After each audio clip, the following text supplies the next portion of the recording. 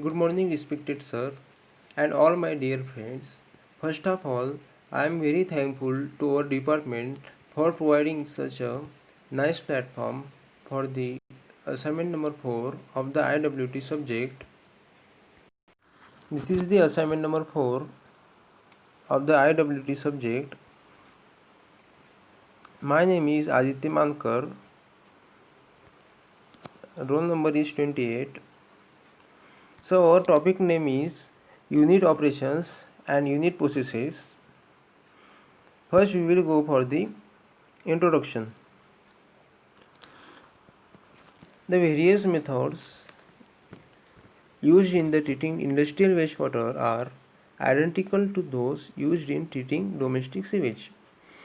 However, the difference between the two modes of treatment arises because of, first, a very high degree of variability in the quality of industrial waste compared to the domestic sewage. This means that the industrial waste has different pollutants than the domestic sewage. Due to this, there is a high degree of variability. Second point is large variations in the flow rates of industrial wastes. Third, the presence of hazardous and or toxic pollutants in some industrial wastes. In terms of population equivalent, industrial wastewater is usually a few times stronger than an equal volume of domestic sewage. So in the industrial sewage, the concentration of the pollutants are more than the domestic sewage. In view of the possible presence of hazardous and or toxic pollutants, it becomes necessary to provide adequate preliminary treatment to an industrial wastewater before subjecting it to the further treatment. This is achieved by employing various unit operations and unit processes.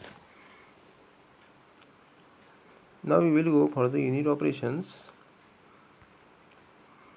Unit operations are those in which physical forces are employed to purify wastewater.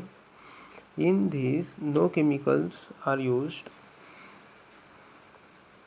to purify the wastewater.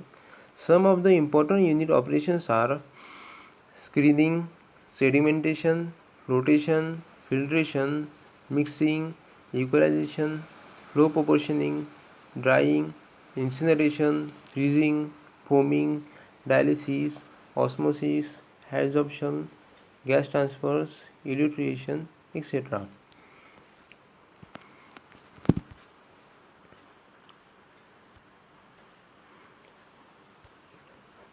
Now we will go for the unit processes. Unit processes are those in which chemicals and or biological forces are used to purify the wastewater. Example: pH correction, coagulation, oxidation, reduction, disinfection, aerobic and anaerobic biological treatments. This will be explained one by one in later part. It is rarely adequate to apply only unit operations or only unit processes to an industrial wastewater to obtain an effluent fit for discharge to the environment. So this means that we have to provide both the unit operations and unit processes so that the effluent can be discharged to the environment safely. It is rare that only one process is used. Therefore, based on laboratory scale studies and or pilot plant studies, a proper choice of unit operations and unit processes is made, and this is arranged in a logical sequence to give an acceptable treatment scheme.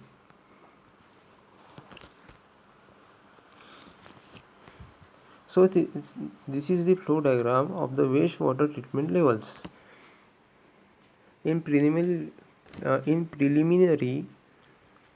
part, removal of organic matter by physical processes is done.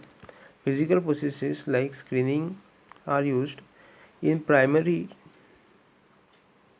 level, removal of suspended solids is done by chemical and physical methods. In secondary level, removal of the organic matters takes place by the biological method.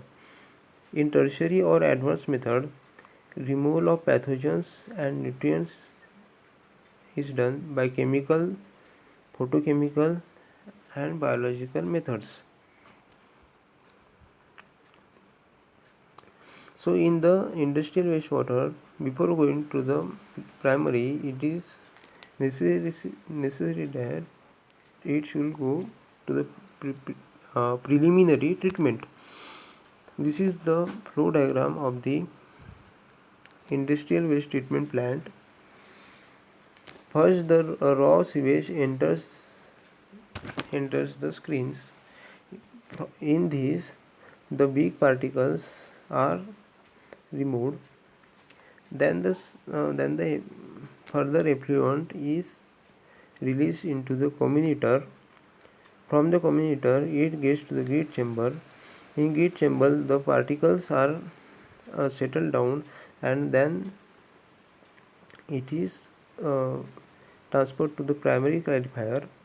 So in this we can see that most of the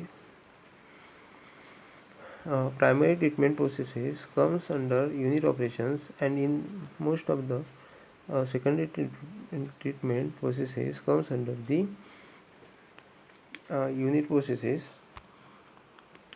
Now we will go for the screening, which comes under unit operation. Screening is done to remove large suspended and floating solids from wastewater and floating solids from the wastewater in order to protect pumps, pipes and valves from the clogging and damage. Example: rags and pieces of cloth from cotton textile waste, fine fibers from woolen mills, spent tan bark from vegetable tanning process, leather from leather trimmings from the leather processing houses, bark from the debarking machines in the pulp and paper mills, fruit peelings and fruit rinds from the fruit canning and packing industry, and generally in industries where good housekeeping practices are not followed.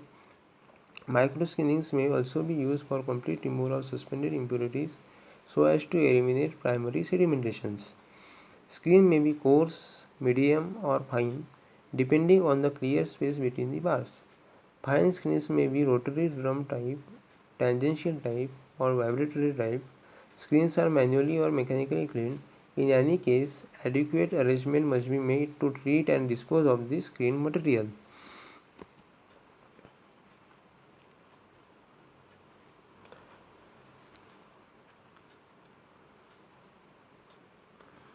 So here next comes the sedimentation. Removal of finely suspended and settleable solid is done by plain sedimentation, while chemically aided sedimentation is required for removal of colloidal solids. So here comes the question that what is colloidal solids? The colloidal solids are the particles which are soluble or insoluble in liquid and have very small size and range from 1 to 1000 nanometer in diameter.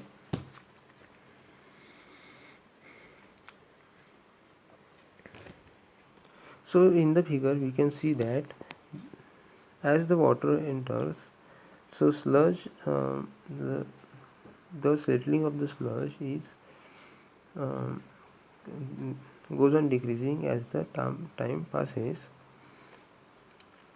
So at the first part it is less, but at 0.5 to 1 hour it becomes more and it decreases. So this is the sedimentation tank or primary settling tank. In this,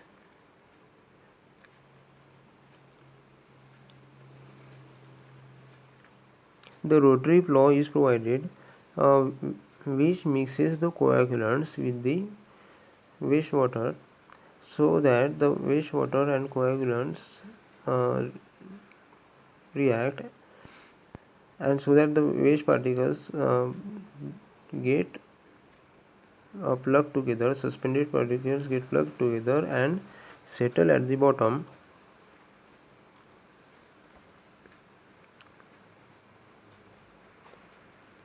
One point remain.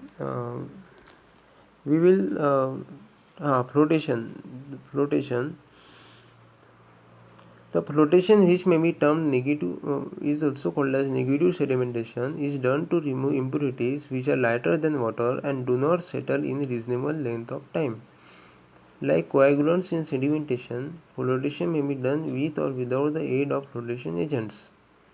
Industries employing sedimentation include almost all those producing high suspended organic and inorganic solids, while flotation is particularly useful in wooden mills, slaughterhouses, pulp and paper mills, oil refineries, and dairies.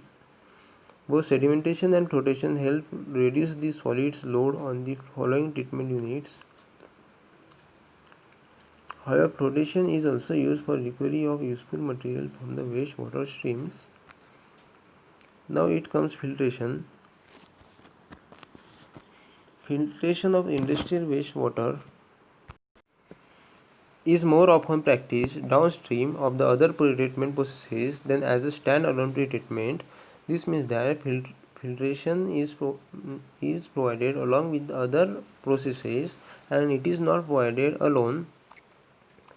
It is used during neutralization or precipitation of heavy metals and biological treatment to reduce BOD loads. So filtration is used when we have to reduce the BOD loads.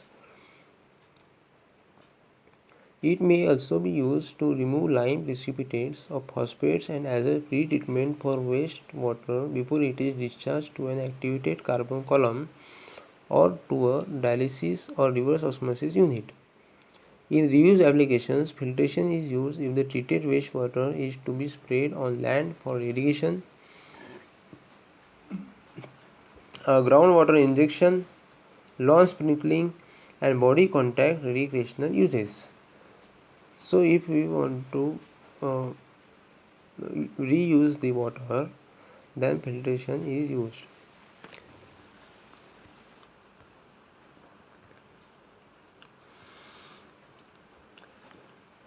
This is the type of rapid sand filter operation.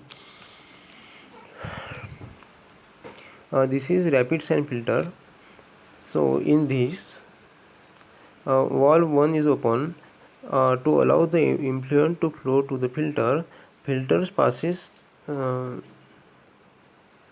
the wash water troughs, then through sand, then through gravel, and then it is allowed to go out from the valve 2.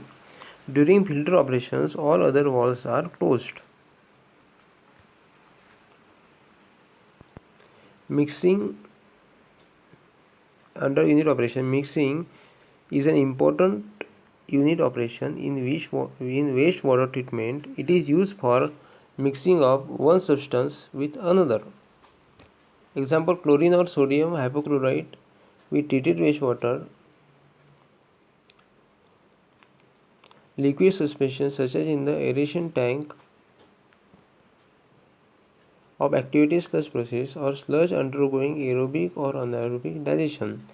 For flocculation of finely divided suspended solids with coagulants, for heat transfer as in heated digesters, and for mixing neutralizing chemicals with acidic or alkaline waste streams. Continuous rapid mixing is achieved by providing baffles or hydraulic jumps in open channels, by fixing static mixers or venturi flumes in pipelines. Continuous mixing is achieved by pumping the tank contents and recycling a part of the pumped liquid, by using mechanical mixers or with the help of compressed air bubbled into the liquid.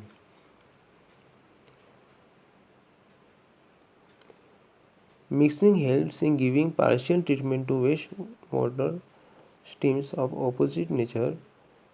Example, mutual neutralization of acidic and alkaline effluents or partial cooling of hot streams when mixed with the cold streams.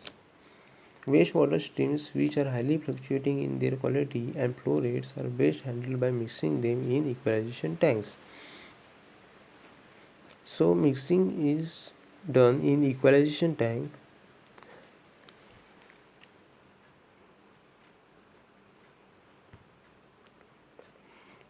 This is the example of the mechanical mixer single blade. In this, the mixer is used,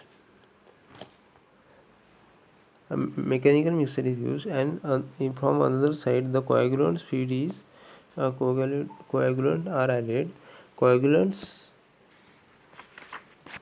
coagulants are substances which cause particles in the liquid to curdle and clot together.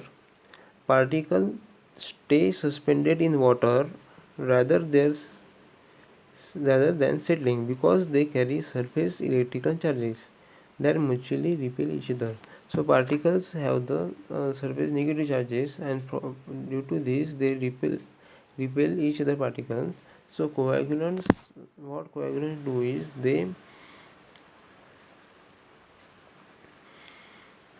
they cause the substances in the liquid to curdle and clot together.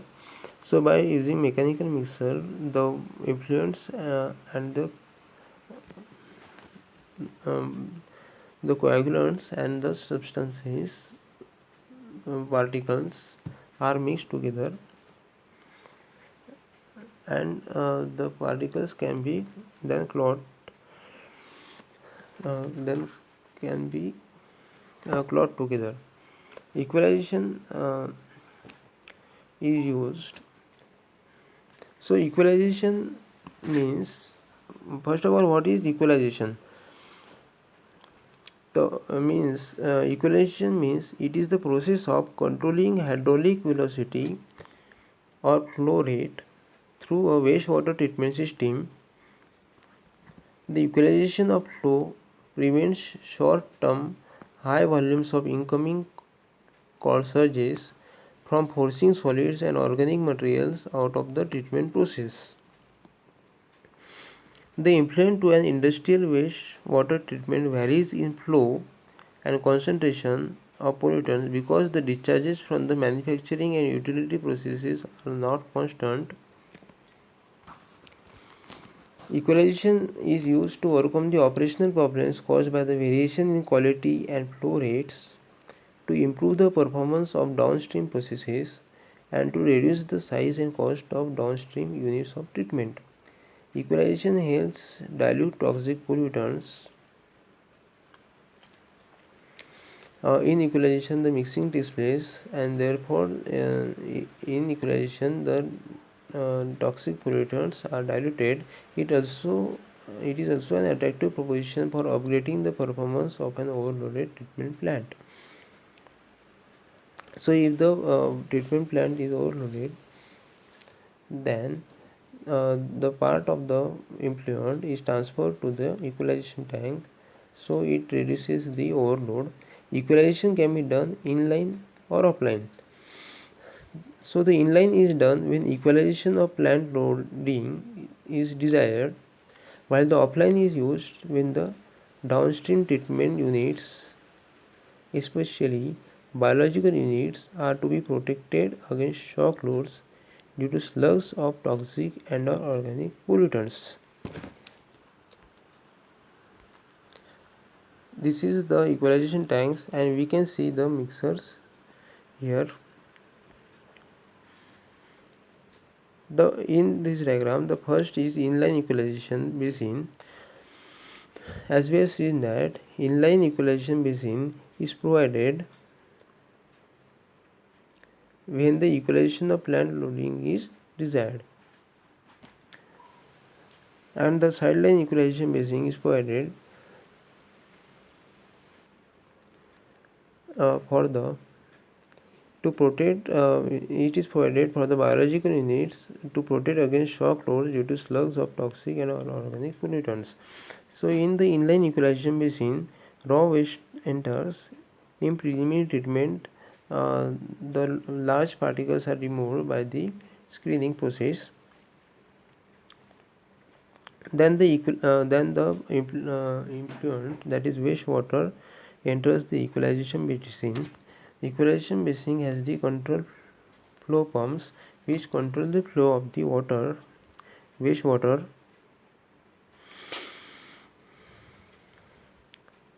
Then the water is allowed to go into the primary treatment um, with the proper flow, and then to the secondary treatment. Then we get the final effluent. In the saline equalization basin, raw water enters the pre-treatment. Then the overflow structure is provided. The overflow liquid then enters into the equalization tanks, where the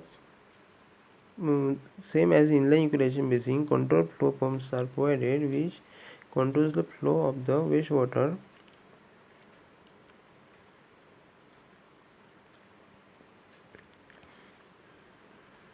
So the sideline equalization basin is provided especially for the biological units. Next comes the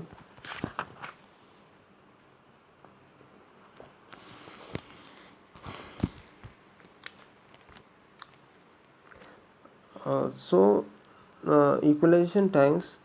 The essential requirement of an equalization basin is adequate mixing of the basin contents.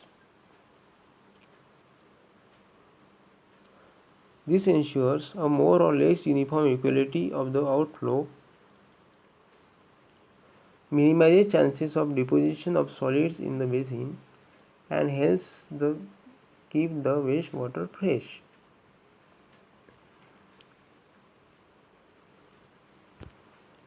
Now comes the flow proportioning. Flow proportioning is not strictly speaking a unit operation, but can be used in conjunction with the equalization. This means that the flow proportioning can be is connected to the equalization tank. It consists of storing means that it can be provided along with the equalization tanks, and it is connected with the equalization tank. It consists of storing a wastewater stream in a tank of suitable size and discharging it into another streams, either domestic sewage or industrial waste, in proportion to the flow in the receiving wastewater stream. This means that in the flow proportioning tank, the from the uh, flow proportioning tank,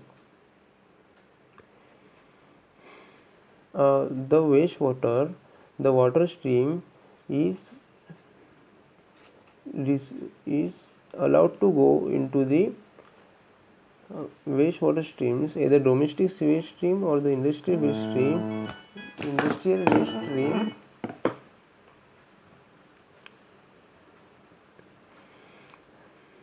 If the receiving wastewater stream has the high flow, then the wastewater stream from the flow proportioning is also allowed with the high flow, and if the wastewater stream receiving wastewater stream is the low speed, then wastewater stream from the flow proportioning is also allowed to enter it in the with the slow speed.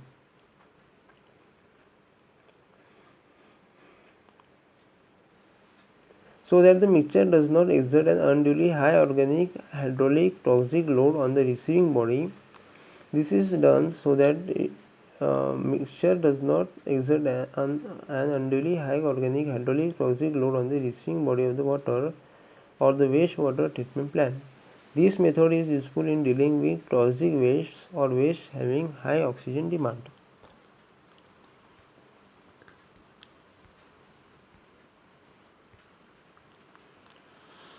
Next comes the drying. In drying and incineration are almost exclusively used for handling wastewater sludge generated during the various treatment processes.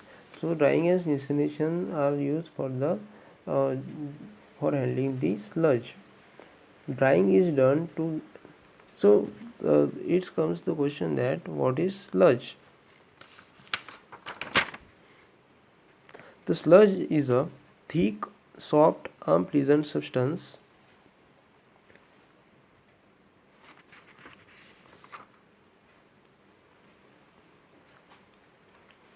drying is done to get rid of a large fraction of the moisture contained with the sludge solids and to reduce its volume. This is done by spreading the sludge in a layer ranging in thickness from 20 cm to 30 cm on sand drying beds. So the sludge is allowed to spread in a layer ranging in between from 20 cm to 30 cm on sand drying beds. A part of the moisture evaporates and the rest percolates through the sand and gravel layers of the drying beds. This filtrate is recycled to the plant inlet. Sludge or rice can be removed from the beds when its moisture contents are reduced to between 50% and 55%. If the space for constructing the bed is inadequate, mechanical means such as vacuum filtration can be provided.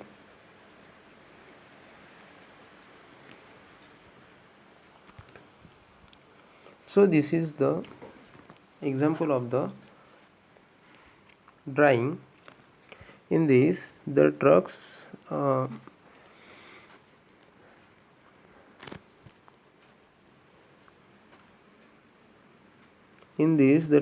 truck unloads the sewage into the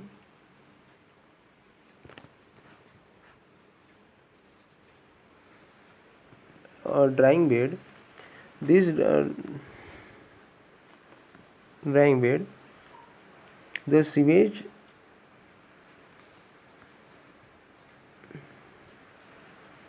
is allowed to spread on this bed with the thickness of 20 to 30 centimeter. The part of the sewage, part of the water of the sewage evaporates, and part of the uh, water from the sewage is collected below and it is drained off, or it is given to the treatment. Further it goes to the treatment.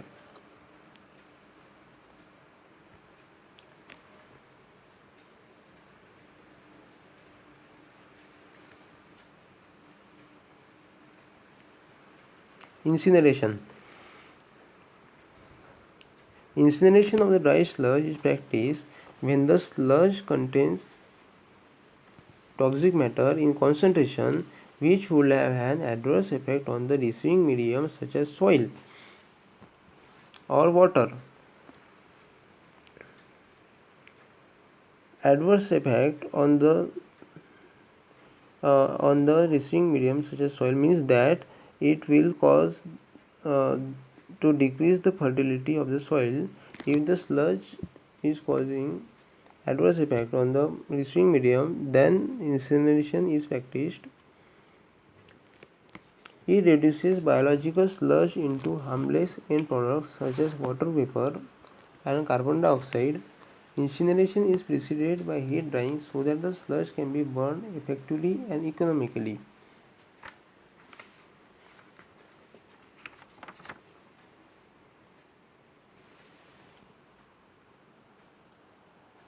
Effectively means in such a manner as to achieve the desired result. Heat drying is an economically means, so in incineration, incineration is preceded by heat drying so that the process also is also done under the less cost. Heat drying is necessary when the sludge is to be converted into soil conditional. Drying permits grinding of the sludge, reduction in its weight, and prevention of continued biological activity. By using the heat drying, the moisture is reduced to 10% or less. Heat drying is achieved by using the flash dryers, spray dryers, rotary dryers, multiple hot dryers, or multiple effective evaporators. Care must be taken to ensure that the incineration does not give rise to the problems of the air pollution. So this is the example of the rotary kiln afterburner. Freezing. When impure water such as industry effluent is frozen, the ice crystals formed are essentially pure water. These steps are involved in the freezing process. First, heat is removed from the water to cool it to its freezing point. So the the water is not allowed to become ice. Freezing point means at the 0 degree Celsius. Additional heat is then removed by the vaporization of refrigerant such as butane in direct contact with the cool water. So the refrigerant such as butane is allowed to come in direct contact with the cool water, and by this the additional heat is removed. This causes fine crystals of ice to freeze out of the solution. When roughly half the water is frozen to ice, the ice water slurry is transferred to another tank where the unfrozen liquid is drained off and the crystals are washed with the pure water. So when the water is frozen, when roughly the half the water is frozen to ice, it is transferred to the another tank where the unfrozen liquid is drained off and the crystals are washed with pure water. The washed ice is transferred to another tank where it is melted to form a pure end product. Foaming. Foam separation is particularly useful for wastewater containing foaming agents such as detergents and other surface active pollutants. The process takes advantage of the tendency of surface active pollutants to collect at a gas-liquid interface. A large interface is created by passing air or gas bubbles through the liquid. The foam becomes enriched in the pollutant and the liquid is depleted of the pollutant. The foam is subsequently collected and collapsed to produce a solute-rich liquid product.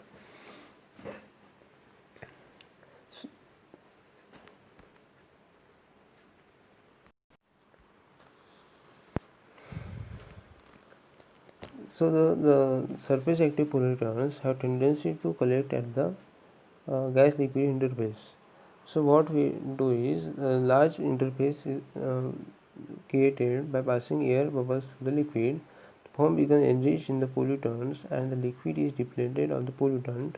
The foam is subsequently collected and collapsed to produce a solute-rich liquid product. So in this, the gas is passed into the foaming agents. Uh, in the wastewater containing foaming agents, so the surface active pollutants get collected at the gas liquid interface,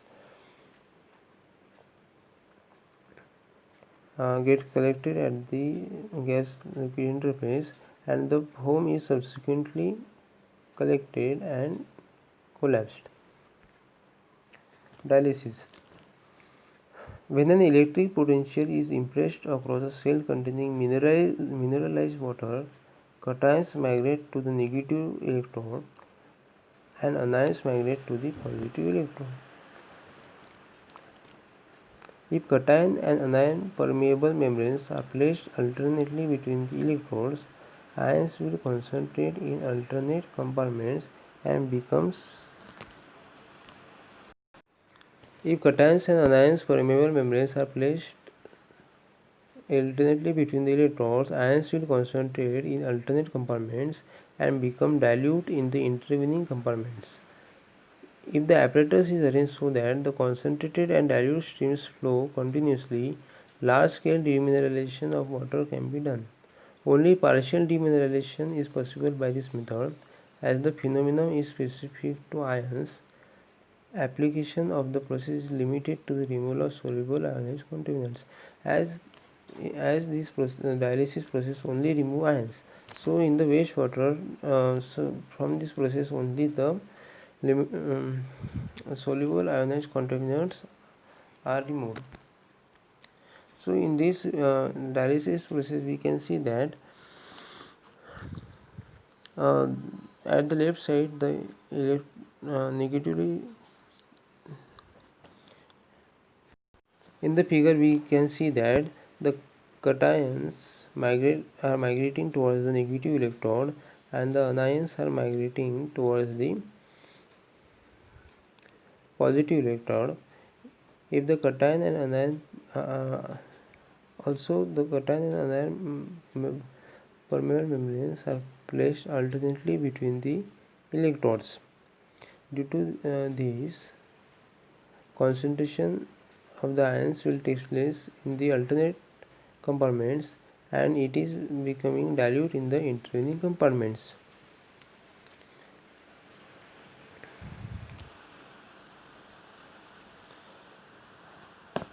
Now comes the osmosis. When solutions of two different concentrations are separated by semi-permeable membrane, water tends to pass through the membrane from the more dilute side to the more concentrated side and produces concentration equilibrium on both the sides of the membrane. Imagine that at the left side uh, there is a solution having the less concentrated content, and at the right side there is a solution having the more concentrated liquid.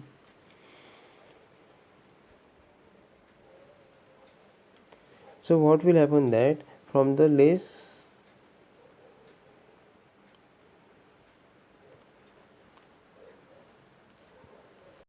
so what will happen that water tend to flow from the more dilute side to the more concentrated side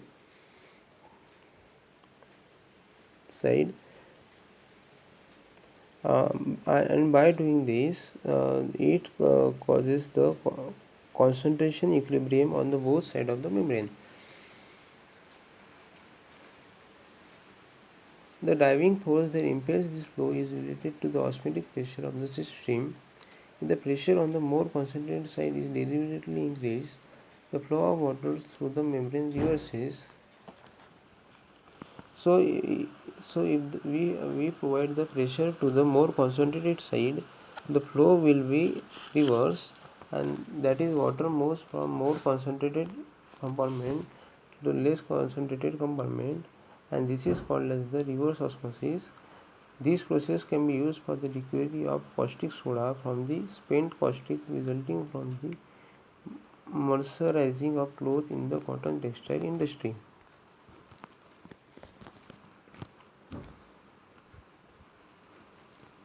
Adsorption.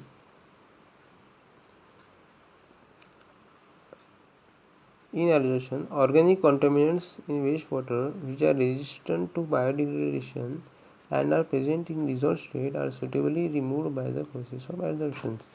So, the particles which are resistant to biodegradation and are present in dissolved states, that can be removed by using the adsorption. This is a surface phenomenon. It involves collection of the contaminants on suitable interface, which can be liquid and a gas, a solid, or another liquid.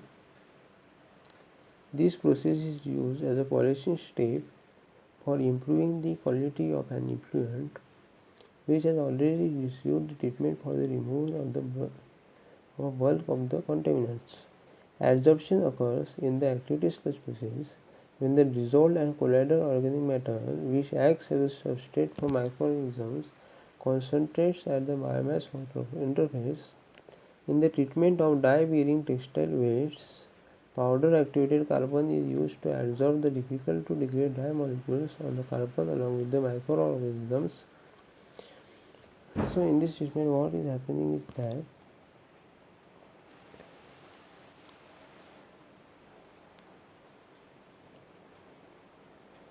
in this treatment what is happening is that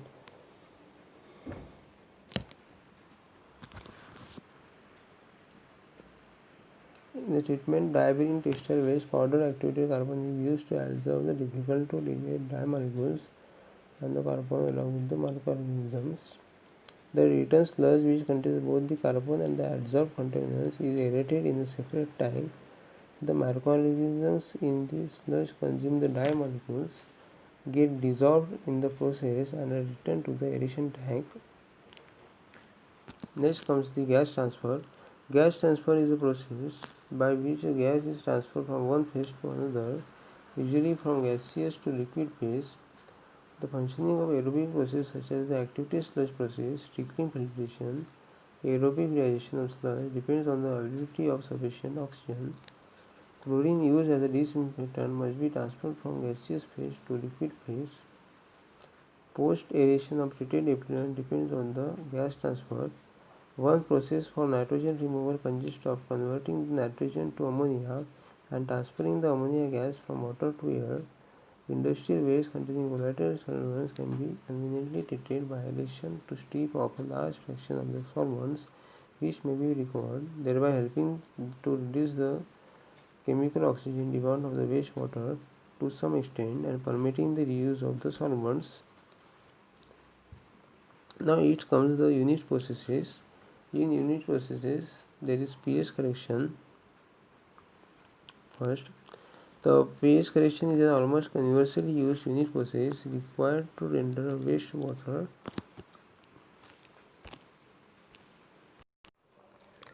pH corrections can be conveniently combined with equalization. Care should be taken to check whether pH correction results in increasing the suspended solids in the wastewater, because some solids which are in solution at low pH may precipitate out due to increase in pH. It is as well advisable to conduct laboratory scale studies in order to choose the right type of neutralizing chemical and its optimal dose, as this has a direct impact on the operating cost of the treatment. Now comes the coagulation.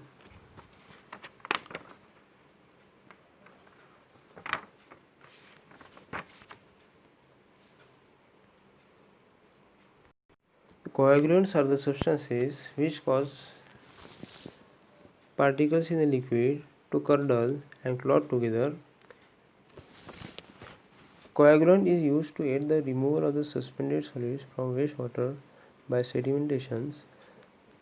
So in coagulation what is happening that the coagulants are added and the particles do not um, get attached with each other because they have the negative impact, negative uh, they are negatively charged, oppositely charged, so they repel each other. No, they are similarly charged, so they repel each other. When we use coagulants, the particles flock together.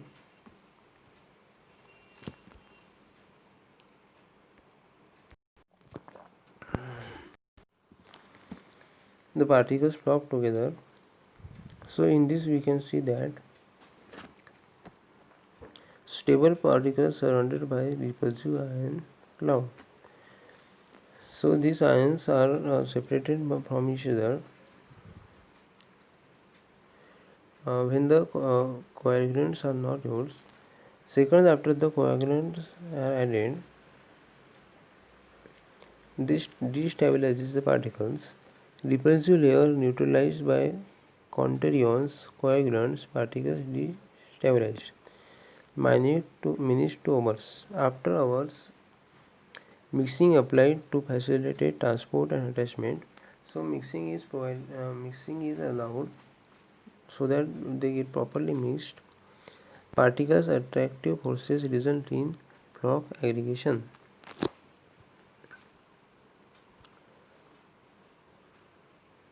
So chemicals commonly used for this purpose include alum, ferric chloride, ferrous sulfate, ferric sulfate, lime, etc. Sedimentation following coagulation results in an increase in the volume of sludge to be handled. Organic polymers are sometimes used as a coagulant aids. Sludge resulting from chemical coagulation may be difficult to dewater or difficult to biodegrade. Therefore, laboratory scale trials should be made to select the appropriate coagulant and to provide for handling, treatment and disposal of the sludge generated by the coagulation. Third comes the oxidation and reduction. Oxidation reduction is occasionally used to remove pollutants from industrial wastes. Example: reduction of hexavalent chromium to its trivalent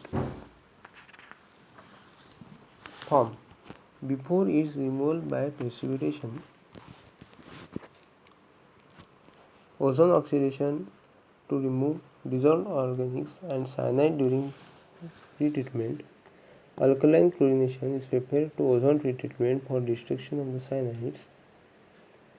Oxidation with chlorine is used for biological oxygen demand reduction, odor control, as an aid to grease removal, reduction of sludge bulking in the activated sludge process, eliminating ponding and fly nuisance in trickling filtration and wet scrubbing of gas from anaerobic digestion. Chlorine is also useful in minimizing biological aftergrowth in pipelines and conduits conveying treated effluents over long distances. If a biologically treated sewage or industrial waste is to be subjected to tertiary treatment with a view to recycle it, chlorine plays a vital role in keeping down biological growth in the tertiary treatment units as well as in the recycle system. Chlorine has been successfully used in the treatment of cyanide-bearing wastes, textile wastes, phenol-bearing wastes, oil refinery wastes, paper mill wastes, food processing waste, and tannery waste. In this application, chlorine acts in one or more of the following ways.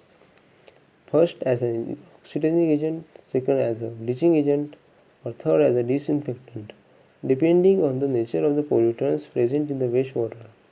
As industrial wastes are highly variable in their quality, it is necessary to determine the proper dose of oxidizing agents by conducting laboratory studies.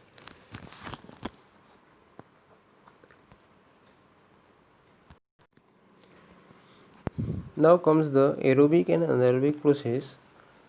Aerobic and anaerobic process aim at converting non-settleable organic matter into settleable organic matter and to stabilize it. Purification of wastewater containing biodegradable organic matter is economically done with the help of microorganisms which may be inherently present in the wastewater or may be introduced to it in the form of domestic sewage or in certain cases as pure cultures of organisms for destruction of specific pollutants. In order to complete the biological treatment successfully, it is necessary to provide the proper environmental condition to the microorganisms such as adequate balanced food, availability of dissolved oxygen for aerobic systems, total absence of molecular oxygen for anaerobic systems, absence of pollutants toxic to microorganisms.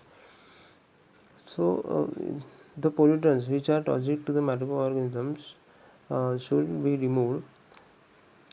Correct pH value, proper temperature of wastewater depending on whether the organisms are mesophilic or thermophilic in nature. Now comes the question, what is the mesophilic? Mesophilic are the organisms that goes in a moderate temperature, neither too hot nor too cold, with optimum temperature range between from 20 degrees Celsius to 45 degrees Celsius.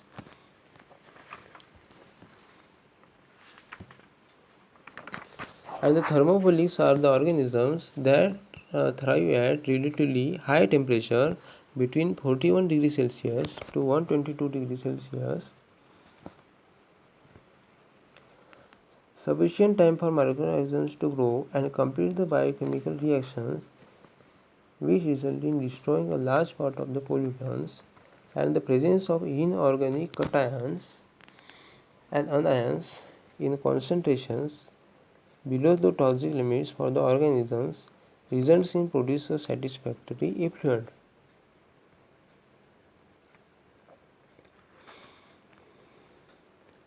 So it is necessary that we should provide sufficient time for the microorganisms to complete the biochemical reactions so that it can destroy large part of the pollutants. It is apparent that almost all industrial waste needs some form of pretreatment before they can be subjected to biological treatment. This may take the form of one or more of the above mentioned unit operations and or unit processes which are aimed at creating environmental conditions fit for microorganisms to work in.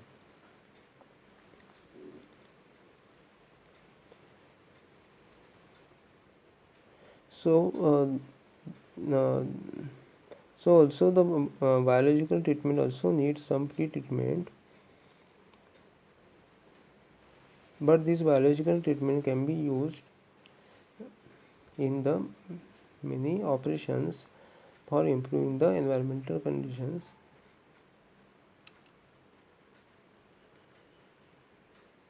This may take the form of one or more of the above mentioned unit operations and or unit processes which are aimed at creating environmental conditions fit for the microorganisms to work in. Microorganisms require carbon, nitrogen, phosphorus and other elements in proper amounts so that their metabolic activities are not hindered. Example, the carbon nitrogen phosphorus ratio should be in the range of 100 ratio 5 ratio 1 to 100 ratio 20 ratio 1 for aerobic treatment. Anaerobic organisms, being inherently slow acting, requires much less nitrogen and phosphorus compared with the aerobic organisms. Inorganic ions required by most organisms, which acts as a micronutrients, are given in the table 3.1. So in this table it is given that inorganic ions necessary for the most organisms. So for the most of the organisms we require sodium except for plants, potassium, calcium, phosphate, chlorine, bicarbonate in substantial quantities, and iron, copper, manganese, boron required by plants and certain protists. Protists include algae, protozoa and fungi. Molybdenum required by plants, certain protists and animals. Vanadium required by certain protists and animals. Cobalt required by certain plants, animals and protists. Iodine required by certain animals. Selenium required by certain animals in less quantities. Dissolved oxygen is essentially for truly aerobic organisms to survive. So, dissolved oxygen is very necessary so that the aerobic organisms can survive. It is desirable.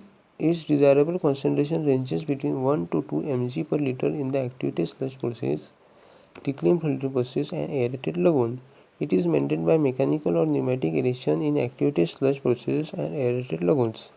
Adequate ventilation and limiting the depth of media to about 2 meters in trickling filters using stew media, along with uniform distribution of the wastewater over the media, ensures proper aerobic conditions. The depth of the filter can be considerably increased with the use of plastic media which have large voids 90% to 95% compared with the stone media 40% to 45% and permit adequate ventilation in spite of great depths up to 12 meters against 2 meters for stone media. So we can see that in the plastic media we are getting large voids as compared to the stone media. Also is provide ventilation to the great depths up to the 12 meters against 2 meters for the storm media. Oxygen is supplied in large quantities during daytime by the algal activity in waste stabilization ponds. Some organisms use oxygen available from nitrates in wastewaters. These are anoxic organisms and are useful in the process of denitrification. Anaerobic organisms cannot tolerate even a small concentration of the oxygen. So anoxic organisms are the organisms which work both in the aerobic and anaerobic condition. Anaerobic organisms cannot tolerate even a small concentration of oxygen.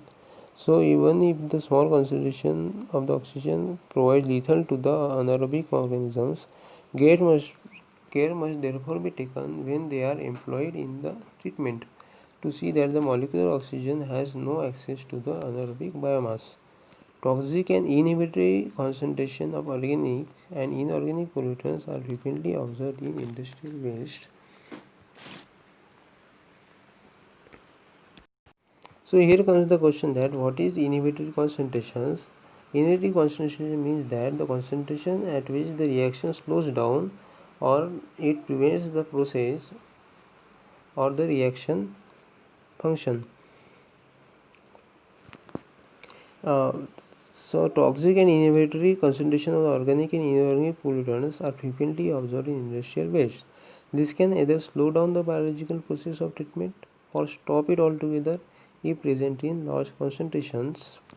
So if the toxic or inhibitory concentrations is in large amount, then it may also stop it altogether or it reduces the speed of the reaction.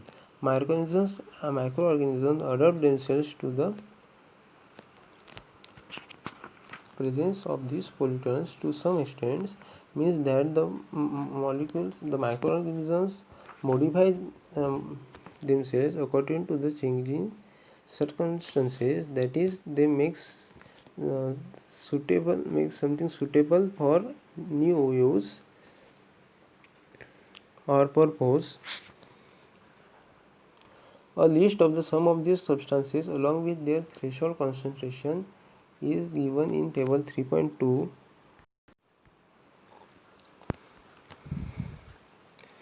So a list of some of these substances along with their threshold concentrations is given in the table 3.2, and in table 3.2 the list of common inhibitors of anaerobic digestion is given. So what is the threshold concentration? The threshold concentration is the level at which something starts to happen. Means threshold value means a point beyond which there is a change in the manner or program executes or the reaction in which the point beyond which there is a change in the manner or reaction occurs. So first in the table 3.2 it is given that threshold values for aerobic biological treatment. So first item it is given that it is pH value. So threshold for biological treatment, the threshold value for the microorganisms for the pH should be 6.5 to 8.5.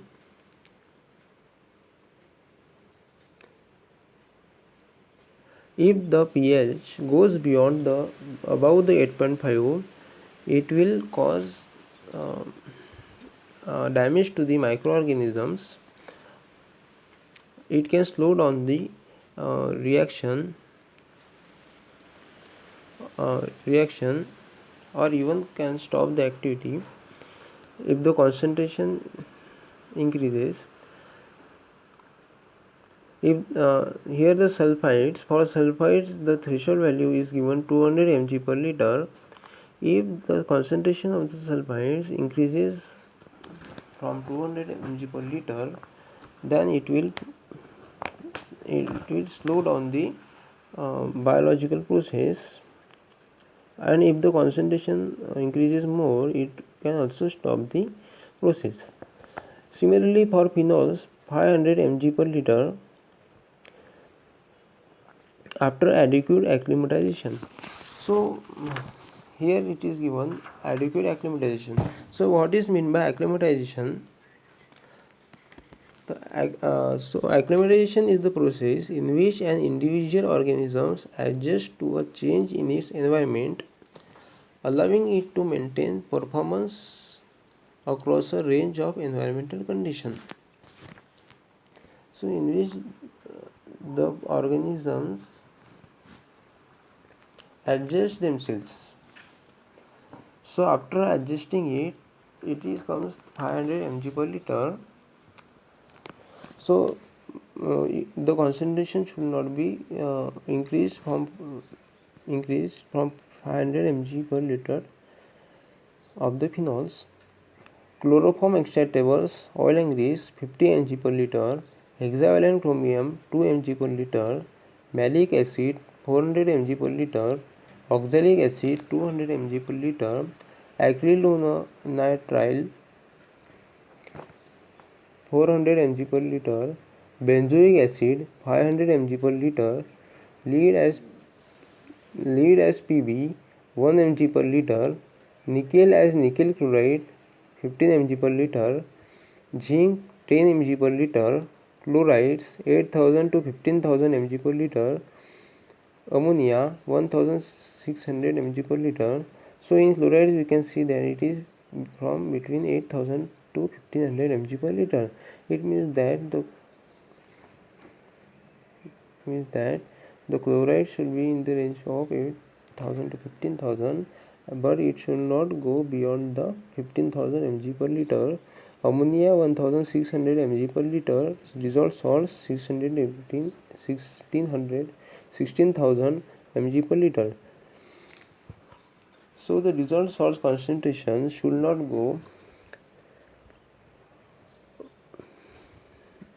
should not go beyond the 16,000 mg per liter. In table 3.3, some common inhibitors of anaerobic digestion are given. So in this table, the anaerobic digestion is taken into account. So here it is given the toxic threshold. So what is the toxic threshold? The toxic threshold is the point at which toxicity first appears. This is called as the toxic threshold level.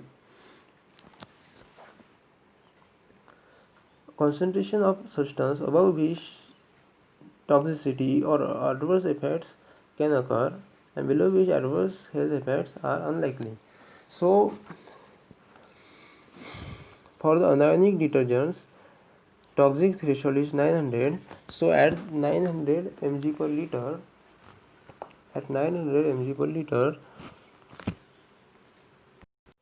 toxicity of the anionic detergents appears. But if it go above this toxicity, it will cause adverse effects on the microorganisms. And if it is less than the 900 mg per liter, the adverse health effects are unlikely to the microorganisms. Second is methylene chloride CH2Cl2. Here the toxic threshold is 100. So at the toxic threshold 100, the toxicity appears. But if it goes above the 100 mg per liter, it will cause adverse health effect on the microorganisms. For the chloroform, it is between 0.5 to 1. For carbon tetrachloride, it is from 2 to 10. So it should not go beyond 10.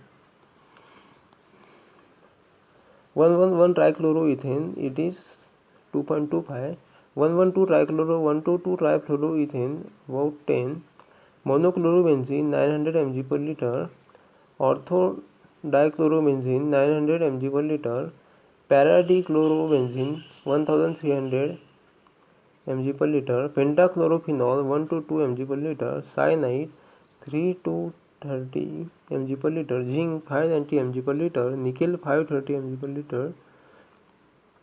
Lead threshold value is 1800 mg per liter. For cadmium, the threshold value is 1000 mg per liter. For copper, the threshold value is 850 mg per liter. It should be noted that concentration here are in mg per liter.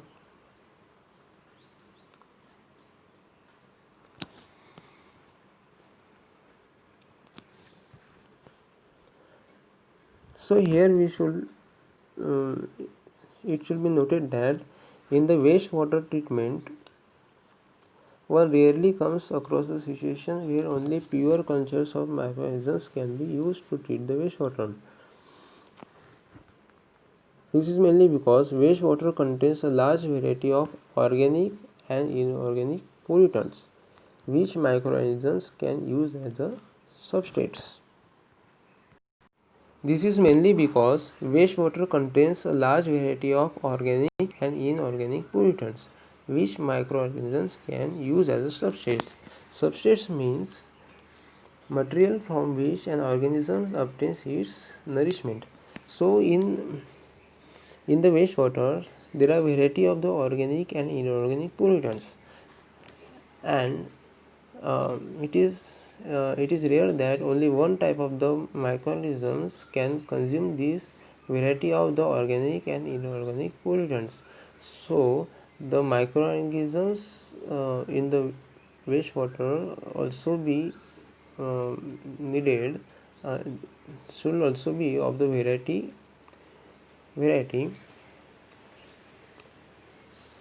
As a result, biological treatment takes place in the presence of variety of microorganisms, all acting on specific substrates either simultaneously or sequentially. So these microorganisms all act simultaneously, or it can act sequentially. This condition can lead to either stimulation or inhibition of the reaction. The stimulation means and the action that causes someone to do something, and inhibition, we know that it slow down or stops the reaction.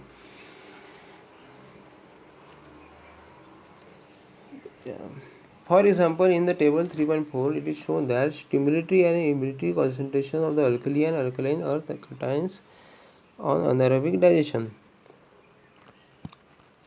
So if sodium is present between 100 to 200 mg per liter concentration, so if sodium is present between 100 to 200 mg per liter concentration, it is stimulatory.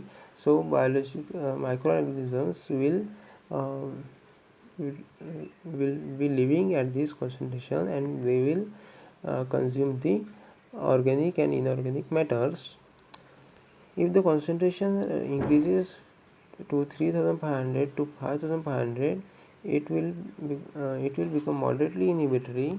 That means that the microorganisms will slow down their process, and in strongly inhibitory, that is at the 8000 mg per liter, the microorganisms nearly stops their activities. For potassium, it is stimulatory, it is 200 to 400 mg per liter. Moderately inhibitor 2500 to 4500 mg per liter. For strongly inhibitory, there is 12,000 mg per liter. For calcium, it is 100 to 200 mg per liter. Moderately inhibitor 2500 to 4500 mg per liter, and strongly inhibitor 8000 mg per liter. For magnesium, for stimulatory, it is 75 to 100 mg per liter. For moderately inhibitor it is 1000 to 1500 mg per liter, and for strongly inhibitor it is 3000 mg per liter. Here note that A concentrations are in mg per liter. Sodium and potassium are base antagonists, effective when present in stimulatory concentrations. Calcium and magnesium, poor antagonists, add to toxicity. They become stimulatory if another antagonist is already present, that is 7000 mg per liter of sodium and 300 mg per liter of potassium. Decrease retardation by 80%. Add 150 mg per liter of calcium and eliminate inhibition. Calcium is ineffective in the absence of potassium. So that calcium can react. It is necessary that it is along with the potassium. So from this it is concluded that when we design the wastewater treatment plant using biological process, the microorganism being dealt, so we have to keep in mind that the microorganism being dealt is a mixed culture and not single culture. So this has to be kept in mind when we design the biological treatment plant using the biological process. They act on different constituents of the wastewater at different rates depending on the number of the factors. The microorganisms act on different constituents of the wastewater at different rates depending on number of factors such as environmental conditions, presence of inhibitory or toxic substances, nature of the pollutants and their degradability.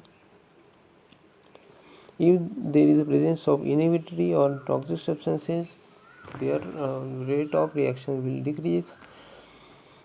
Nature of pollutants and their degradability, stage of growth of the organisms, their doubling time, etc. The slowest rate of degradation determines the overall rate of the treatment.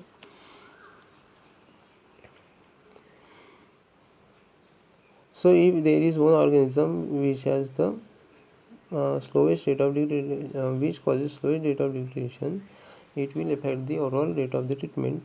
Adequate hydraulic retention time must therefore be provided in the biological reactor to ensure that wash out of the organisms does not take place.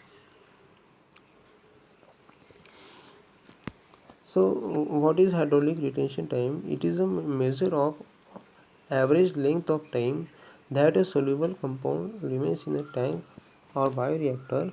So we should provide adequate hydraulic retention time so that the microorganisms can completely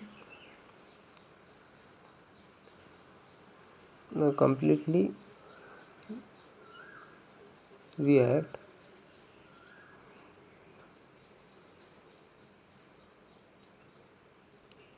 completely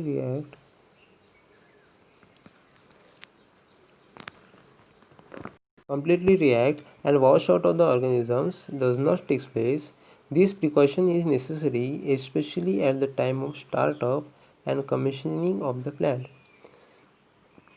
The time given to the microorganisms at this stage also helps them acclimatize to the presence of various constituents of the wastewater and produce a satisfactory quality of treated effluent.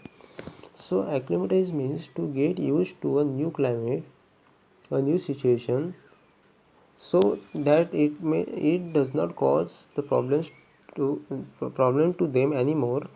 So the time given to the microorganisms, this time they use to adapt themselves in that environment. So it is essential. So adequate time should be given to the microorganisms to adapt to the new environment. By doing this, we can produce a satisfactory quality of treated effluent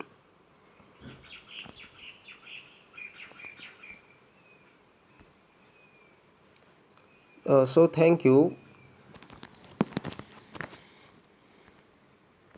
thank you very very much.